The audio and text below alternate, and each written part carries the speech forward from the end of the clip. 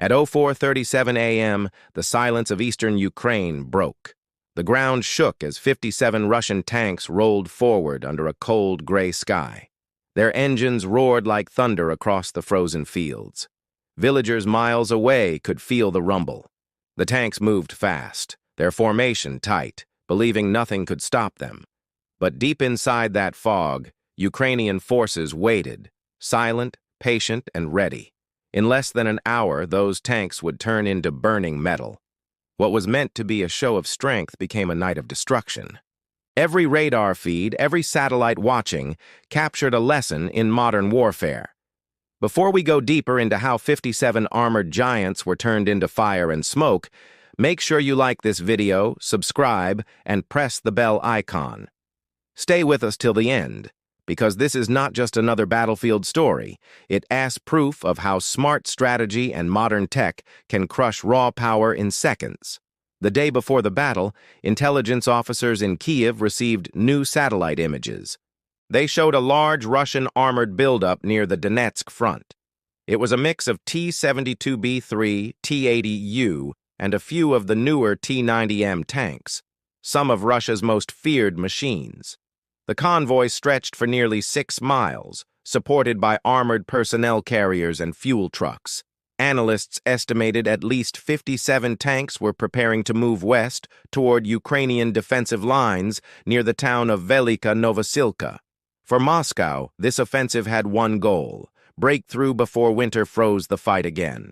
They needed a victory to prove that Russia's armor could still dominate the field. Months of setbacks had hurt morale, and command wanted to show that mass armor still had meaning in modern warfare. The plan was to punch through a section of the Ukrainian front, secure a key supply road, and cut off smaller defensive units. On paper, it looked solid.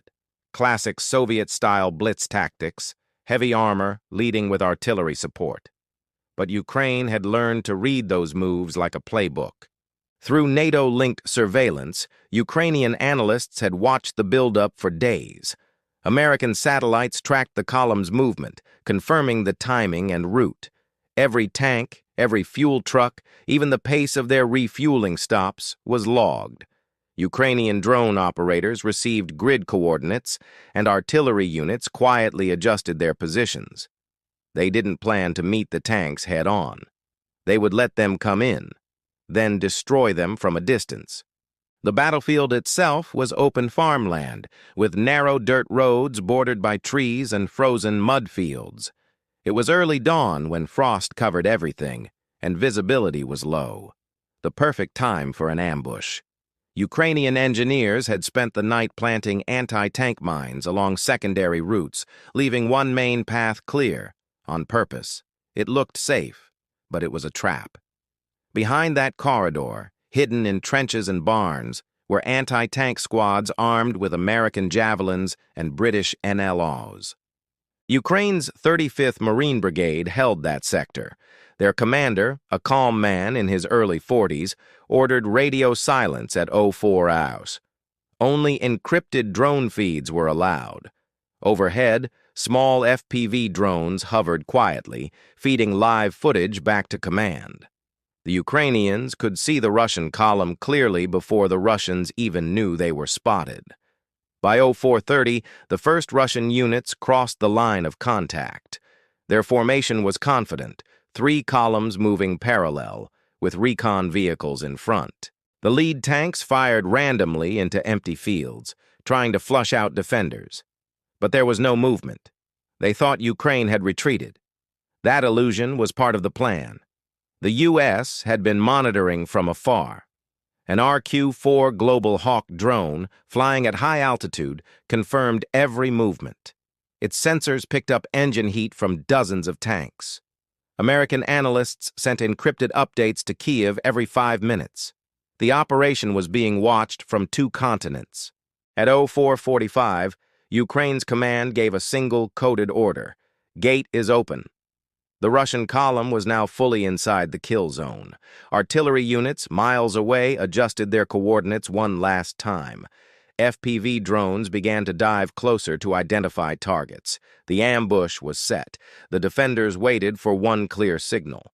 At that moment, the fate of 57 tanks was sealed. They were deep inside enemy territory, surrounded by eyes they couldn't see. The Russian crews believed they had surprise on their side. What they didn't know was that every inch of that field was mapped, every route mined, every shot calculated. The next few minutes would show the world how modern warfare no longer belongs to the biggest army, but to the smartest one. At 05:12 a.m., the first Russian tank entered the open corridor. The fog was thick, and the rising sun had not yet broken the horizon. Through their optics, the crews saw nothing but frozen fields and quiet trees. It looked clear. But just beyond those trees, Ukrainian observers watched through thermal scopes. They waited for one signal, the sound of the lead tank S engine echoing inside the kill zone. Then, at 05:14, the order came. A single Ukrainian voice on the encrypted line said, "Now!" The first explosion hit the front of the convoy. A Javelin missile streaked out of nowhere, slamming into the lead T-72B3. The warhead pierced its reactive armor, igniting the ammunition inside. The tank erupted in fire, sending a tower of black smoke into the gray morning sky. Seconds later, 2 more missiles hit the rear of the column, trapping the rest in between. The Russian formation froze. Commanders shouted over radios, trying to figure out what happened. But communications were jammed. Ukrainian electronic warfare systems had already begun blocking Russian frequencies. Crews tried to turn their tanks around, but the narrow dirt road and heavy mud made it impossible. They were boxed in. Within 2 minutes, the second wave of attacks began. FPV drones, small and fast, swooped down from above. Each carried a shaped charge, guided manually by Ukrainian operators miles away. The drones flew straight into open hatches and engine decks. The blasts were precise, brutal, and relentless. Tank after tank was hit. The battlefield turned into chaos. By 05:20, Russian units were panicking. Smoke covered the road. Visibility dropped to almost zero. Some crews abandoned their tanks, trying to escape through the fields, but they stepped into mine belts planted hours earlier. Ukrainian snipers picked off anyone moving through the open. The ambush had become a total collapse. At 05:25, Ukrainian artillery joined in. From miles away, M777 howitzers launched GPS-guided shells. Each strike landed exactly where drones marked targets. The sound was deafening, a steady rhythm of explosions rolling across the valley. The tanks that weren't hit directly were flipped over by shock waves. Those that survived the first hits burned slowly, their fuel leaking into the soil. Inside the Ukrainian command center, officers watched drone feeds in silence. They saw one tank after another disappear from the screen, replaced by orange fireballs. There was no cheering, just focus. Every operator knew they had minutes to finish the job before Russian air support arrived. By 05:40, the convoy was no longer moving. Of the 57 tanks, nearly 40 were already destroyed or disabled. Ukrainian drone operators switched to thermal view, hunting for engine heat. A few tanks tried to fight back, firing blind into the fog, but their shells hit nothing. Their optics were jammed, their targeting systems confused. At 05:46, one of the Russian T-90M tanks fired a final desperate round. The shell hit a nearby farmhouse, but no soldiers were inside. A second later, a Ukrainian Stugna P missile hit it from the side, cutting through its armor. The tank exploded, flipping part of its turret into a field. By 06:00, the battle was over. Less than an hour after the first shot, the once mighty Russian column was gone. 57 tanks lay across the frozen ground, burning, broken, or silent. Black smoke climbed high into the cold morning air. Ukrainian soldiers slowly moved forward, checking for survivors and securing the area. The radios remained silent. Russian command had lost all contact with the convoy. What they thought would be a quick strike turned into a disaster no one could hide. In Kyiv, the news reached headquarters. Analysts confirmed the data. In Washington and Brussels, intelligence officers reviewed satellite feeds in disbelief. They watched as one of the largest Russian tank pushes since 2022 vanished in less than an hour. That morning, Ukraine didn't just win a battle. They changed how modern warfare would be understood, forever. The destruction of 57 Russian tanks in under 1 hour didn't happen by chance. It was the result of a carefully planned mix of technology, timing, and intelligence. Ukraine no longer fought with old Soviet-style tactics. They used modern, data-driven warfare, the kind that relies more on coordination than on numbers. The Russian tanks were mainly T-72B3, T-80U, and a few advanced T-90M ProRiv models. Each was designed for direct ground combat with heavy armor and powerful 125mm guns. On paper, they were impressive. The T-90M had thermal sights, explosive reactive armor, and advanced fire control systems. But these tanks were made for open battlefield assaults, not ambushes in drone-filled war zones. Ukraine's defenses were built around precision and communication. Their main weapons in this battle were Javelin and NLAW missiles, supplied by the US and the UK. These systems are designed for fire and forget. Once the missile locks on, the operator can take cover while the weapon does the rest. The Javelin strikes from above, hitting the weakest part of a tank, its turret roof. The NLAW works similarly, tracking heat and movement automatically. Against older Soviet designs, these weapons were devastating. The Ukrainian Stugna P, a locally developed anti-tank guided missile, also played a major role. It's not as advanced as the Javelin, but it's cheaper and just as deadly when used in ambushes. Operators can control it remotely from up to 50 meters away, hiding in trenches or bunkers. During the battle, many of the final kills came from Stugna units placed in barns and tree lines. Overhead, small FPV drones acted as both scouts and attack platforms. FPV stands for first-person view, meaning the operator sees through the drone's camera in real time. These drones were equipped with small explosives, often made by Ukrainian soldiers themselves. They flew directly into open hatches, fuel tanks, or weak armor spots. In many cases, they finished off damaged tanks that survived the first missile hits. Behind the front lines, Ukraine's artillery systems played a key support role. The American-made M777 howitzers and the French Caesar self-propelled guns provided long-range firepower. Using GPS-guided shells, they struck tanks and supply trucks with near-perfect accuracy. Drones fed them coordinates in real time. It was a seamless digital link. Drone sees, gun fires, target gone. Electronic warfare also shaped the fight. Ukraine used systems that jammed Russian communication frequencies and GPS signals. This left Russian crews blind and deaf, their radios filled with static. Their digital navigation screens froze. Some tanks tried to use visual flares to signal positions, but it only made them easier to spot from the air. American and NATO support was quiet but crucial. A RQ-4 Global Hawk drone flew more than 50,000 feet above the area, tracking movement and sending heat maps to analysts in real time. Satellite imagery from U.S. assets like the Worldview 3 and Sentinel-2 confirmed tank positions and movement patterns. Ukraine's battlefield commanders received live updates every few minutes through encrypted NATO communication links. Terrain played another huge part. The ground was partly frozen, with patches of deep mud from melting snow. Heavy tanks got stuck easily, forcing them to stay on narrow roads. Ukrainian engineers had predicted this and placed anti-tank mines along the side routes, channeling the Russian convoy into the perfect killing field. The weather, fog and early frost, helped hide Ukrainian positions and drone activity.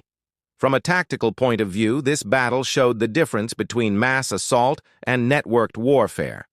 Russia relied on numbers and armor, the same logic used in Cold War doctrines. Ukraine relied on sensors, drones, and precision. The result proved which method belonged to the modern age. When the smoke cleared, experts estimated that over $200 million worth of Russian hardware had been destroyed. Ukrainian losses were minimal, a few drones and no confirmed armored losses. Every missile fired had counted, every shot was coordinated. After the battle, NATO analysts reviewed the engagement frame by frame. They called it a textbook demonstration of modern asymmetric defense. The lesson was simple but powerful. In modern war, speed and steel mean little without data and coordination. The side that sees first, strikes first, and shares information faster wins. By 06:10 a.m., silence returned to the battlefield. The fog had lifted slightly, revealing what was left of the Russian armored column. 57 tanks and dozens of support vehicles now lay scattered across the field, most of them smoking ruins. Ukrainian soldiers moved cautiously, checking for survivors and unexploded ammunition. The air was thick with the smell of burning fuel and scorched metal. Out of the entire Russian force, only a handful of crew members survived. Some were captured and treated for injuries before being transferred to intelligence officers for questioning. The rest never made it out of their tanks. For Ukraine, it was one of the most decisive victories of the year. A complete elimination of an armored force that had been considered unstoppable just hours earlier. Reports came in fast. Satellite images from NATO confirmed the destruction.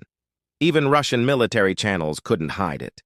Pictures of burning tanks spread across the internet within hours, showing the scale of the defeat.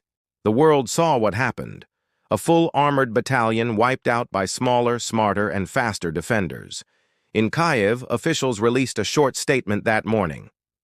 Enemy armor neutralized in coordinated defense. It was calm and brief, but everyone knew the meaning behind it. On social media, analysts called it the Iron Graveyard. Others simply called it proof. Proof that technology and tactics could destroy even the most feared armor. For the Russian military, the loss was devastating. Commanders were forced to halt further assaults in the region and review their tactics. Internal reports described confusion, poor coordination, and a complete failure in communication during the battle. Some soldiers blamed outdated systems, others blamed leadership. But deep down, the truth was clear. They had been outsmarted. Ukrainian morale soared. Soldiers who had been holding their lines for months saw what was possible with planning and precision. The victory was not just about destroyed tanks, it was about confidence. It showed that Russia's armored power, once seen as unbeatable, could be neutralized with modern strategy. The U.S. and NATO quietly celebrated the operation. In intelligence rooms across Europe, officers replayed drone footage, studying every second. They wanted to understand how Ukraine turned limited resources into overwhelming success. The data gathered from that battle was later used to refine new defense doctrines and training exercises. Strategically, the impact went beyond the front line. Russia's logistics chain was disrupted. Plans to push deeper into southern Ukraine had to be delayed. The destroyed tanks also meant weeks of recovery, repair, and lost equipment that couldn't be replaced easily under sanctions. By the end of that week, satellite imagery still showed the black scars on the earth where the tanks had burned. The wrecks were left in place for days, both as a warning and a symbol. Locals began to call it the Field of Fire. For Ukrainian forces, it was more than a victory. It was a turning point. When the final count was confirmed, the statistics were striking. 57 tanks destroyed, 8 armored vehicles captured, and 0 Ukrainian losses reported in direct combat. It was one of the most efficient tank ambushes in modern history. In a war filled with blood and loss, this battle became a rare moment of clarity. A reminder that even against overwhelming odds, the right intelligence, timing, and precision could turn steel giants into scrap metal. When the smoke cleared and the fires faded, what remained was more than wreckage. It was a message. In a single morning, the myth of the unstoppable tank had been broken. What had once been symbols of power and fear now lay twisted and silent in the cold Ukrainian soil. The world had just witnessed a new kind of warfare, one that favored brains over brute force. For generations, tanks had ruled the battlefield. From World War II to Iraq, they were the kings of ground combat. But this battle proved that the age of armor dominance was ending. Drones, smart missiles, and real-time data now ruled the fight. It was no longer about who had more tanks, but who could see, think, and act faster. Ukraine had turned intelligence and precision into their strongest weapons. To soldiers watching across the world, this fight was a lesson. The battlefield is changing. Technology can now turn a few hidden operators into an army of invisible hunters. Every camera, every satellite, every drone is a weapon when used together. And every old tactic that ignores this new reality is a road to destruction. For the Russian crews who charged into that field, it was a tragedy. Many never saw their enemy. They fought as their fathers had, believing armor and numbers could break defenses. But the enemy was not in front of them. It was above them, behind them, and inside the signals that guided their every move. For Ukraine, the victory was not just military, it was psychological. It showed the world that courage and strategy can still change the balance of power. It sent a message to every nation watching: adaptation wins wars, not size. The field where those tanks burned became more than a battlefield. It became a lesson in evolution. And for the world's militaries, the meaning was clear. The war of the future will not be decided by who builds the biggest machines, but by who uses the smartest minds. This was not just the end of a convoy, it was the dawn of a new era. If you want to understand how wars are really fought, beyond the headlines and beyond the politics, make sure to stay subscribed. We break down the hidden battles, the unseen strategies, and the quiet revolutions shaping tomorrow's wars. Because what happened in that frozen field in Ukraine was not the end. It was just the beginning of what modern warfare truly means.